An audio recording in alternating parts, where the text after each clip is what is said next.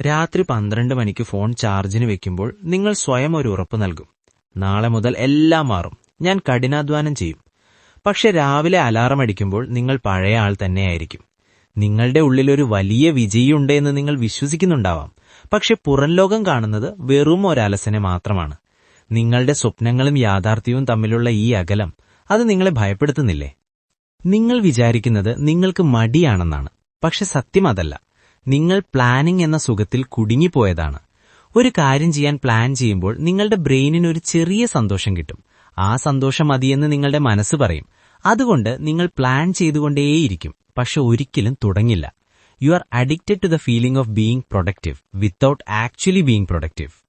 തുറമുഖത്ത് കിടക്കുന്ന കപ്പലിന് യാതൊരു ആപത്തുമില്ല, അതവിടെ സുരക്ഷിതമാണ്. പക്ഷെ കപ്പലുകൾ നിർമ്മിച്ചത് തുറമുഖത്ത് കെട്ടിയിടാനല്ല, തിരമാലകളെ കീറിമുറിച്ച് മുന്നോട്ടു പോകാനാണ്. പരാജയപ്പെടുമെന്ന പേടി കാരണം നിങ്ങൾ ഒരിടത്ത് തന്നെ നിൽക്കുകയാണെങ്കിൽ നിങ്ങൾ ആ കപ്പലിനെ പോലെ തുരുമ്പെടുത്ത് നശിച്ചുപോകും. ഒരു പെർഫെക്റ്റ് തുടക്കത്തിനു വേണ്ടി കാത്തിരിക്കരുത്. കടലിൽ ഇറങ്ങിക്കഴിഞ്ഞ് നിങ്ങൾക്ക് തിരമാലകളെ നേരിടാൻ പഠിക്കാൻ കഴിയും. ഇനി ഇതിനൊരു പരിഹാരം പറയാം. വലിയ ഗോൾസിനെക്കുറിച്ച് ഓർത്ത് പേടിക്കണ്ട. ഇന്നു മുതൽ 1 മിനിറ്റ് റൂൾ ശീലിക്കുക. നിങ്ങൾക്കൊരു കാര്യം ചെയ്യാൻ മടിയാണെങ്കിൽ വെറും 1 മിനിറ്റ് മാത്രം അത് ചെയ്യുമെന്ന് സ്വയം പറയുക. ഒരു ബുക്ക് വായിക്കാൻ മടിയാണോ? 1 മിനിറ്റ് മാത്രം വായിക്കുക.